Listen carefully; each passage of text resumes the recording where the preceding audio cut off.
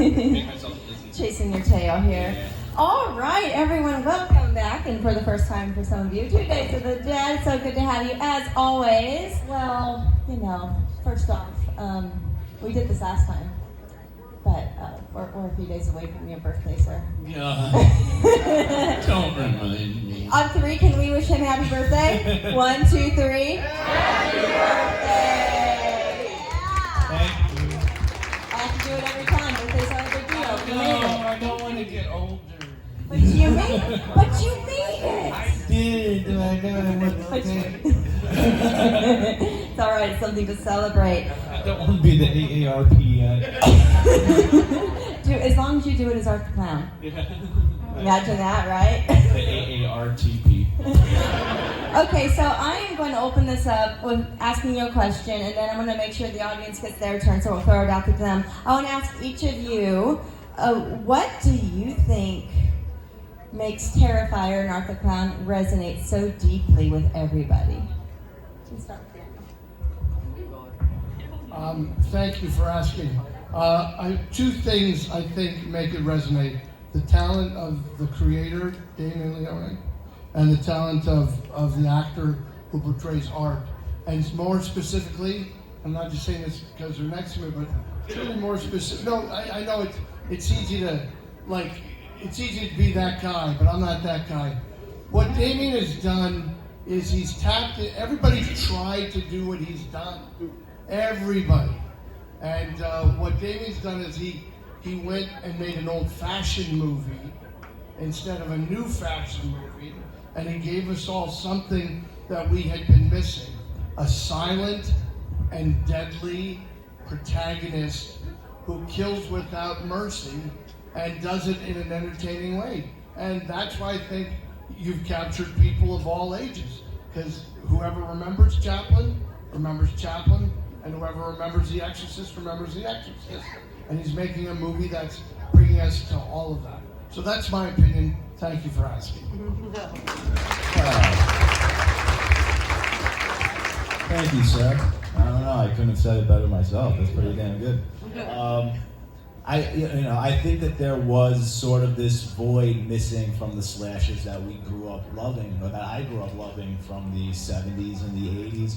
And just as a fan, I was always trying to recapture that for myself, first and foremost, because I make these movies for myself, first and foremost, and I hope that there's other people out there, like-minded people who have similar tastes, who will also gravitate toward my imagination, and thankfully that's happened, so I'm really grateful for that. But I think ultimately it is the Art the Clown character, clearly, that everybody fell in love with, and what this gentleman here brings to that character, and I think it's just the perfect marriage. But there's a charm and a charisma to Art the Clown. There's an allure to his presence, and I think when it comes down to the violence, we really push the envelope and we walk the walk. And like Daniel said, it's taking what's fresh, it's taking what's familiar that we all love and grew up loving, but then trying to bring it to a new audience, or add a new flavor and a new flair to it.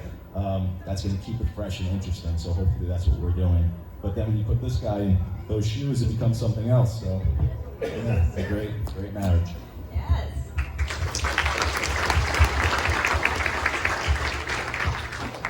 I think it's also just the fun factor behind it all. It's just like we are making the type of movie that we have always wanted to see, that we grew up watching, and we wanted to bring it back to what we enjoyed. And we have fun making these movies, and I think that translates to the screen. You can tell when you watch other movies when they're having fun making it.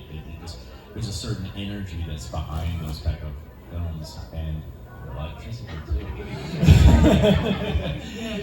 Yeah, shocking.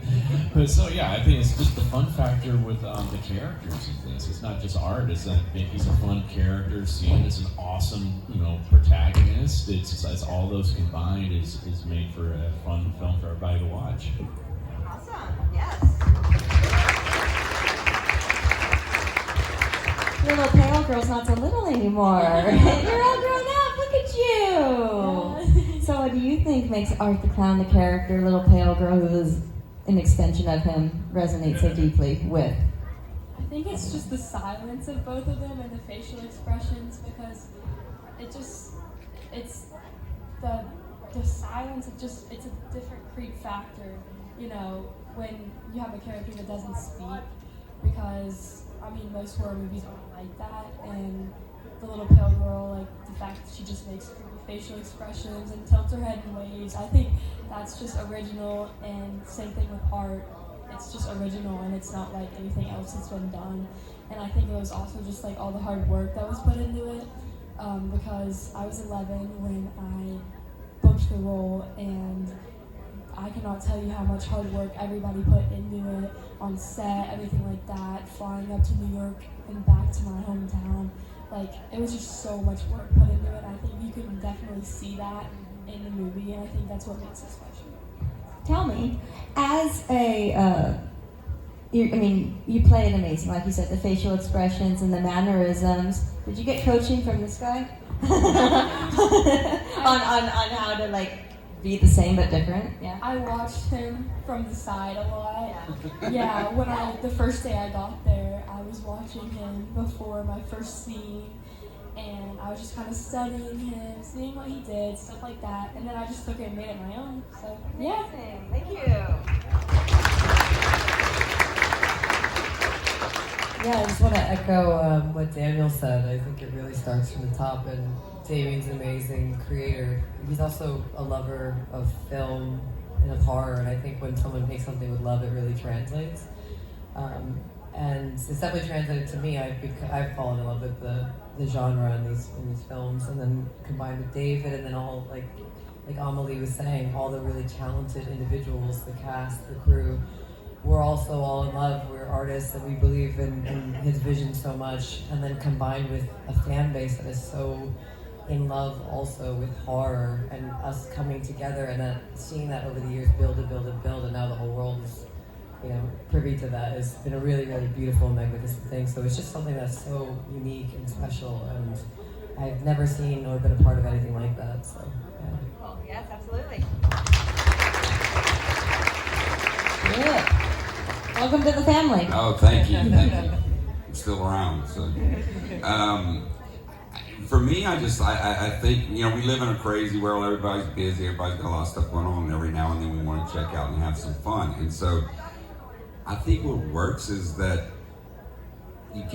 I found myself getting a lot of joy and jubilation out of watching Art freeze Dan's face off and blowing up a mall full of kids. And so, it's a weird feeling to be laughing there, Ned, but so I just think it works. It's fun, and so my kids are afraid of me now, but so I think that's what resonates with people. People want to have fun and get a moment where they can check out and just enjoy something, and I think it really brought that to everyone. Oh, wonderful, absolutely, right? I just realized something. We have a sandwich here. We do. We really do. A sandwich. That's going to be the title of this episode, The Sandwich. Sandwich. The Sandwich with Art. Summer? Yes. I've got a crazy question. Amelie, when kid actors get cast in things, generally they go and I had a scene with a horse, or we were 3 kids and we were, breaking into the witch's house. When you went home to North Carolina, what did you tell your friends you did on the set? Was the laundromat the first scene? No. Oh, was it? The possum scene. The possum scene. I just thought, how do you describe that to your 11-year-old friend? Well, it was like a circus, only nothing like a circus. I would send selfies to them on set with my makeup on and everything, and my best friend to this day still has them, and she'll send them to me all the time. Back in 5th grade, and now I'm in 10th grade, and I would send selfies of me in costume and everything, and yeah, she still has them, and we laugh about them to this day. And her audition was just to make freaky, creepy faces in a mirror. That was it. I don't think she had any idea what the role was. And that was it. And I had a big black wig on, and I had a rainbow lollipop that was like the size of my face, and I was holding it up, and I was looking in a mirror, and I was just like making creepy faces. she made some good creepy faces. She'll do it. Yeah. Well, it worked. And it showed she knew how to work with props. Yeah, exactly. Right? Ollie props. Audience questions. Who's got them? Right there. Or yeah, you in the middle back. Yeah. I'll try to project. Sorry. So we know that this has now an expiration date, that the end is going to be coming up with the final opus that you're being made. And really question for everyone to answer. Looking back at the last 9 years, sometimes a person's perspective on that experience can change over time. And I just wonder, coming up now that it's going to be the final movie for part 4, what takeaways do you have from your experience? Is there something that you learned about yourself that you didn't know 9 years ago, or felt differently about the industry, or any kind of takeaway that you'll never forget from this experience? Because I don't think a lot of us have our own takeaways from the past 9 years. So what has resonated with you in being a part of this for 9 years now? That's a wonderful question. I have to say, movies aside, because I've been making these for so long and maturing, hopefully, as a filmmaker, as a writer, in front of everybody's eyes in a very vulnerable way. You've seen my worst work, from the time I was in my early 20s, making my first short films with this character, to hopefully getting better to where I am now. So I've learned so much. But the biggest takeaway is how important these movies are, especially how important they are to so many of you. And the stories that a lot of you tell us at these tables are some of the most personal, vulnerable, beautiful stories. And nothing bothers me more than when people just trivialize these films and say they're nothing but torture porn, and you have to be crazy to like and enjoy these movies. And we all know that couldn't be further from the truth. So hearing these stories and hearing how amazing and how helpful they've been to a lot of you, and how beautiful you find the characters, and how maybe some courage you find in a character like Sienna, that's the most amazing thing to me and the most beautiful thing, and it makes me really enjoy what I do for a living and want to just keep delivering something so special to you guys. So thank you so much. It really means a lot to us when we hear that.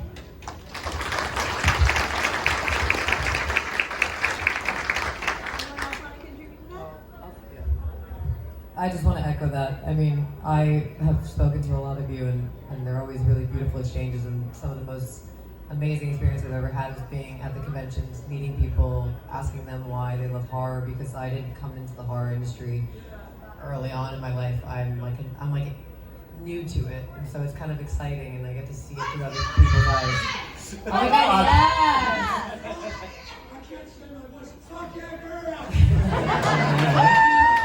Perfect time. Love you guys. I wish they were asking something trivial about my prosthetics. I'm getting really deep now. But yeah, it's been a really beautiful experience for me. I'm completely opened up to a genre that is magnificent, and for all the reasons we described, because it's fun, because it's an escape, but also what Damien's saying is that we find a piece of ourselves in these characters, and it makes the day better. And yeah, meeting all of you and these past 10 years has changed my life. So.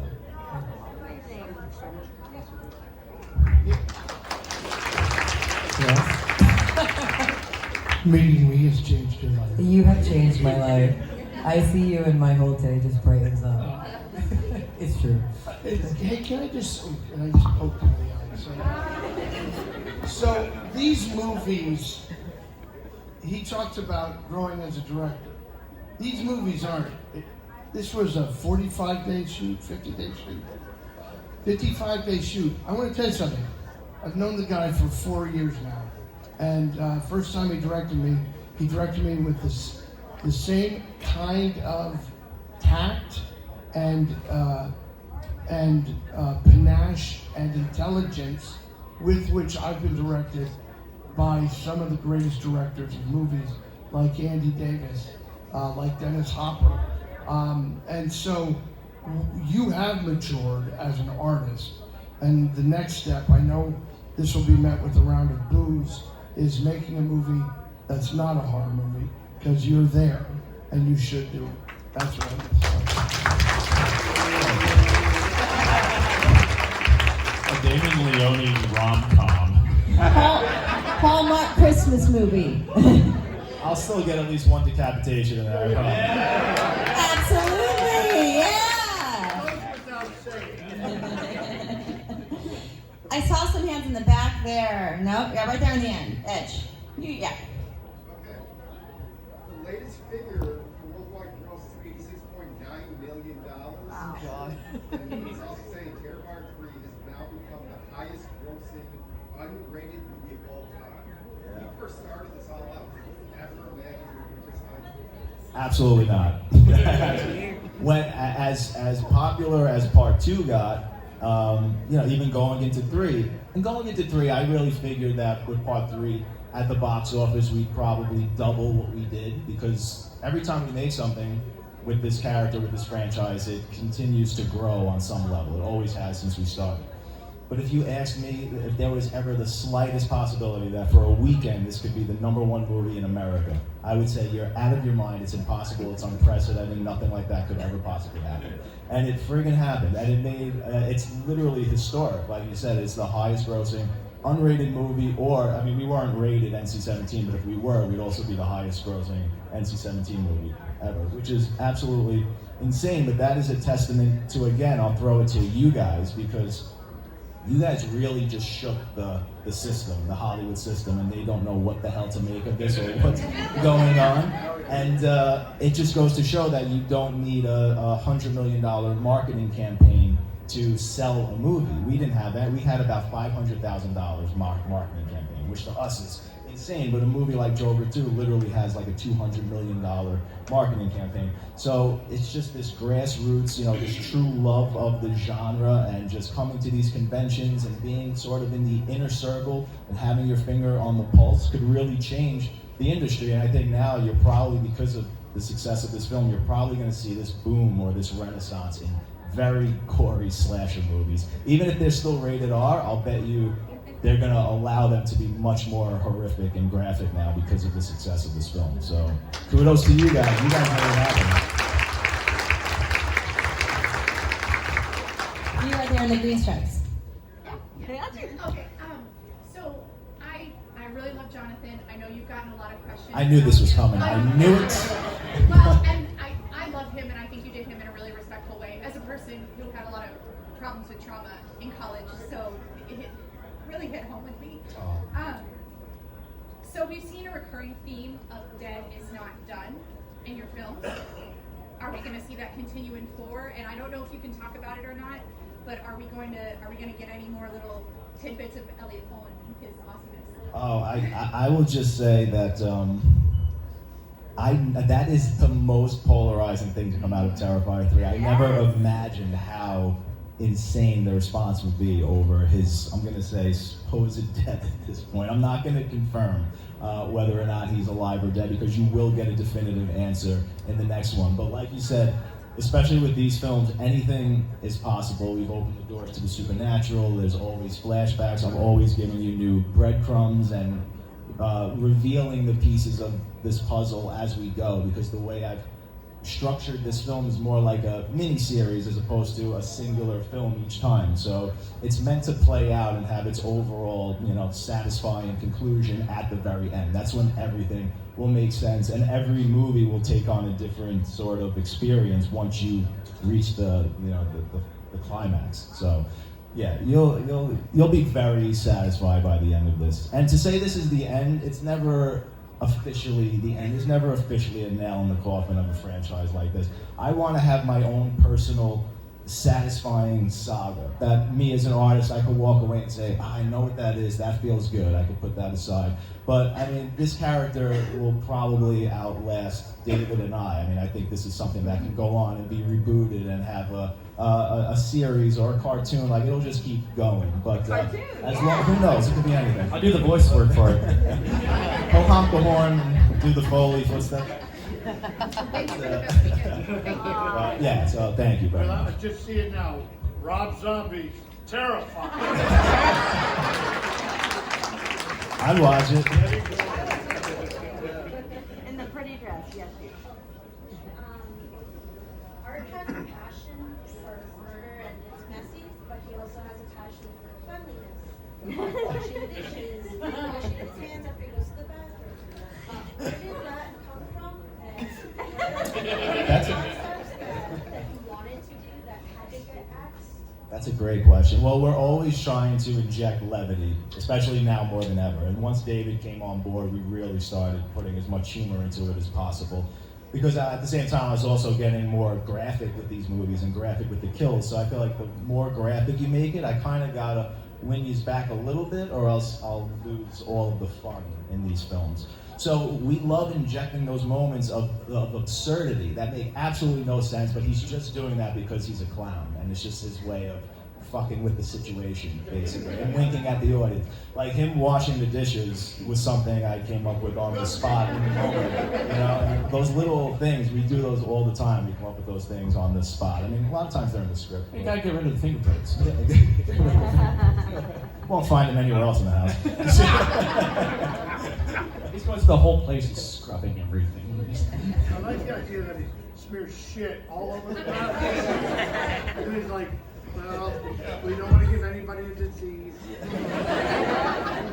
And also, real quick, it's trying to find those little mundane, everyday things that we love having him do that you would never see another killer do, which separates him again, like having him take a glass of water or go to the bathroom. It's something you would never see Freddy or Michael Myers do. So any little thing that we could do to make him more unique, we try and do, and we try and pull as much humanity out of the character as possible. And I think in part 3, David showed the most humanity and the most facial expressions and got so much out of the character. And there were multiple times that I went up to him when we were shooting this, and like 3 of my favorite scenes, and I would just say, like, dude, this is literally, I would say, dude, this is magic right now. I said that in the when we were shooting the mall scene with the kids, and when he was torturing Daniel and he was making all these facial expressions. And I'm just like, this is beautiful, this is magic. Like, you're in the zone right now. You just saw him in full control of this character. And it's a really amazing thing to watch, and it's some of my favorite things he's ever done. Orange shirt.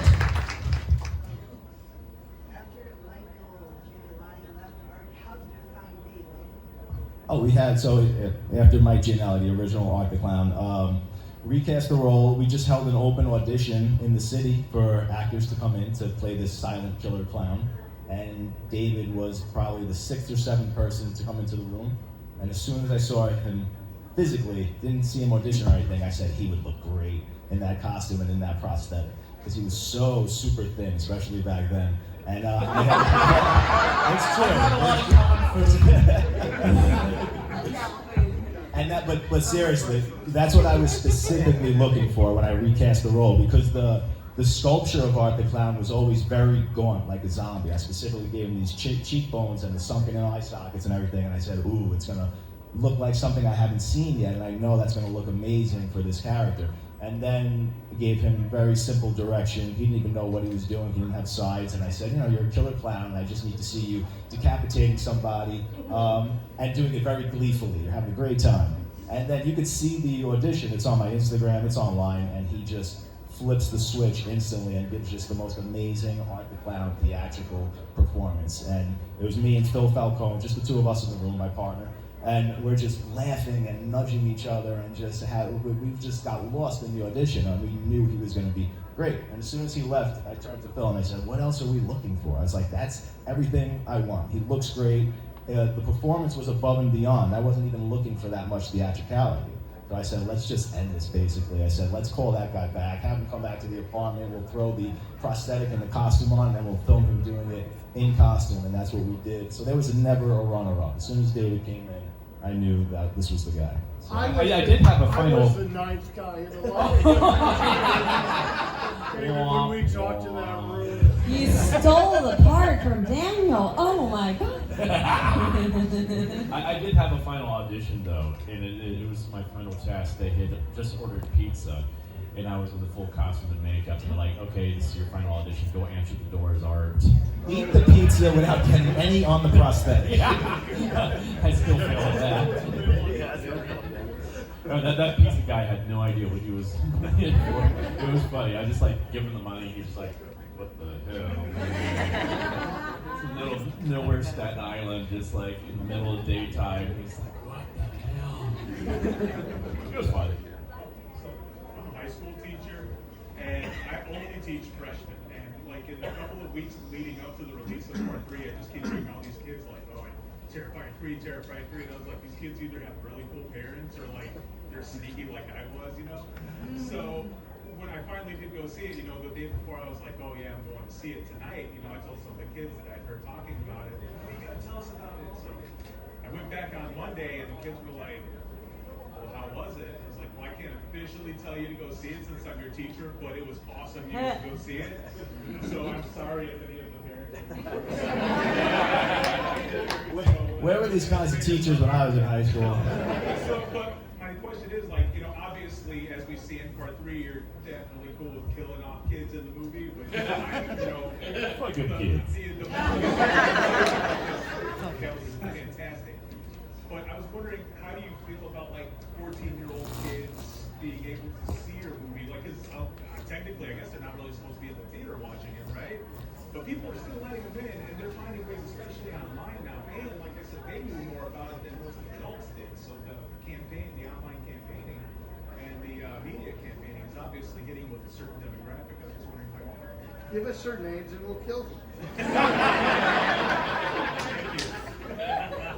Well, I think that the fascinating thing is how many children love this character who haven't seen the movies. So they've just seen clips of him, or they've seen his image, and we hear that all the time at the tables, at the cons as well. And he's so popular now on social media, so they see memes and they see TikTok videos and all these things. So he has this whole other presence, this social media presence, and they're not really familiar with the films yet. So of course, I don't recommend that children see these movies. But it'd be hypocritical for me to say that, you know, would I get upset if a 14-year-old saw the movie? I've been watching these movies since I'm 4, and I turned out fine. I have 2 bodies under my house, but shit, you know, it could be way worse. Yep. So this is for David. So we heard before Terrifier 3, there was a film that, or the scene in the film that made you sick. Yeah. I'm not quite sure the film is now Terrifier 3's out. Could I ask, in Terrifier 3, what scene to you is playing Arthur Clown was most unnerving on set and watching the film? And then the other 3 most satisfying. What's your most satisfying as well? The scene was Aunt Jess's death. I don't like puke at all. And we actually filmed a lot more puke than what you see in the film. And it was disgusting, and that room was really hot and smelly anyway, and then they used this nasty cream and mushroom soup, and they added some extra stuff to it too. So it was disgusting, and then this biatch comes over here in the full makeup, looking nasty, and had this horrible smelling bag of corn nuts. And just horrible breath. I didn't know how horrible breath. Oh, you did. It smelled like someone crawled in your mouth and died. I'm pretty sure that's not what corn nuts smell like. Oh, they do. It's like, hey, what's wrong? But the rat shit was fine to him. It didn't bother the rat shit was fine.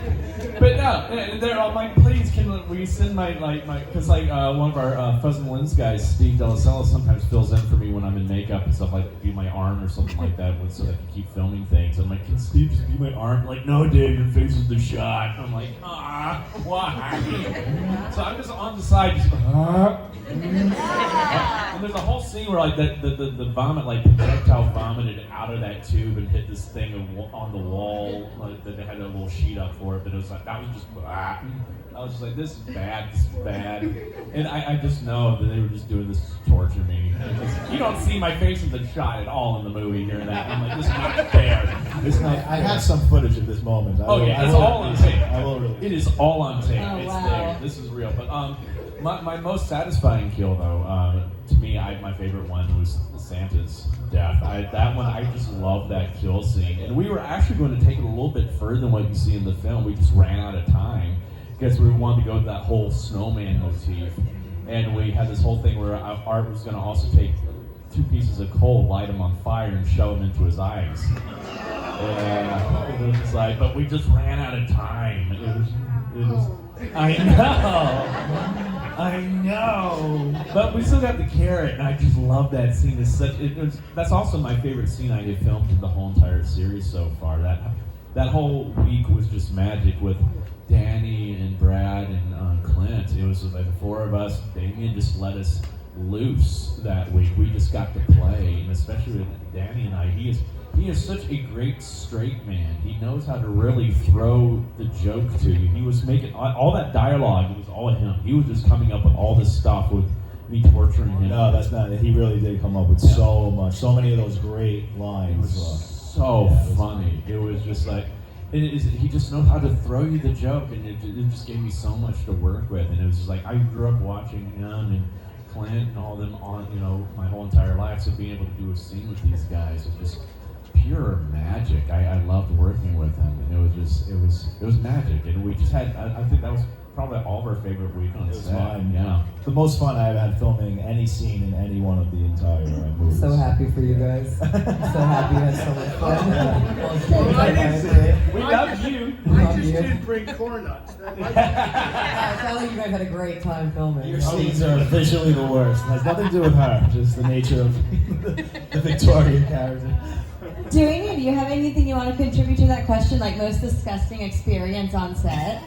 Sam doesn't smell like corn nuts. Just a note.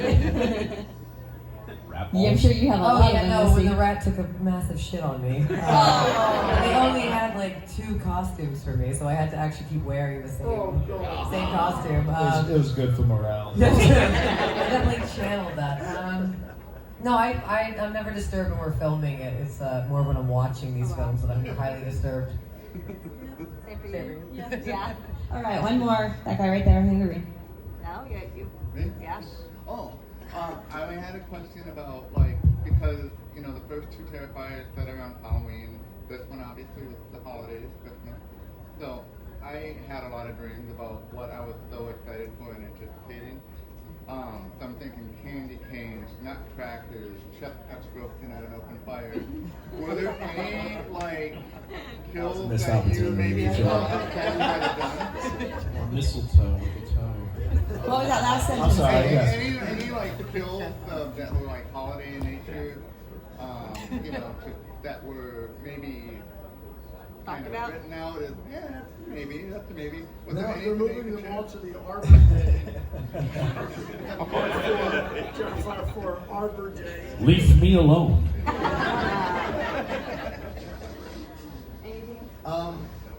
That's the reason why his kill existed, was because when I wrote the script, there were virtually no Christmas-based kills. There were religious-based kills, where there was the crucifixions and things like that. But I said, there's nothing here that really screams Christmas. But that's not what I like to do with this character. I like just traditional slasher movie kills, and I just like to do them on a very extreme level. And it was really George Stuber, the DP, who I was having lunch with him one day, and I told him this sort of dilemma. I was like, we need something. And he was the one who brought up, he's like, why don't you do something with a Frosty Snowman type kill or something like that. And then I was like, and then I thought of the torch from part 2, and I was like, what if we go in the opposite direction? I give him a frost gun instead of a torch, and he could freeze somebody. And then just the whole thing where it still has to be gory, and then he'll shatter the bones in the body and stuff like that. But I thought that was a huge risk, and I liked the idea, but it was so comical and fantastical, and I was like, we're basically turning him into Mr. Freeze. I was like, could I pull this off in some kind of realistic way, and make it where he's building something with liquid nitrogen, and maybe the audience will buy it. So I was on the fence for a long time, but I'm glad that we did it, because it's a fun kill, and we still turned it into a gnarly gross kill, so it was cool. I also have to add something too. Damien came up with 2 of my favorite things, almost in the spur of the moment on set too. And I think there's 2 moments that really resonate with the audiences as well, and they think they're hilarious. The one is the blood angel. We were trying that whole entire time for that kill scene. For weeks we were trying to come up with a way to add some kind of coda to the end of it, something funny there, and it was, it's like the day of. He's driving over. Yeah, he's like, why don't we do it blood angel? Oh my God, it's amazing. That was like the last thing we filmed in the movie, and I was giddy when we were doing that. I was so happy. But the other one is people comment all the time on this, is Sienna getting slapped. that was pure. And it was like we're in the. It's like he's like there's like we need some levity here or something like that. It's like why don't every time you go by her, just slap her in the back of the head. It's like literal slapstick comedy. It's like I was like, oh my god, and Lauren, I'm like, Lauren, are you okay? She's like, okay, Dave. Lauren also got hit like over 30 plus times. Yeah, I was like, I am so you see it 20 sorry. times. Giving her a concussion. Oh yeah. One time I whacked the back of the chair. I'm like, motherfucker. Like, I deserve that. But yeah, we do that all the time when we come up with stuff on the spot, like with props, and he's smelling the foot. I mean, that's all him, and he, picks it up and then toss it over the shoulder. But we never know. Like, there's things we'll do where like, oh, the audience is really gonna like this and gravitate toward this, and it's just dead. It doesn't go anywhere. And then there's things like the slap. We thought it was funny, but we didn't think it would be memes and everybody would be talking about the slap and Samantha. So yeah, you never know. All right, everyone, give it up. Thank you.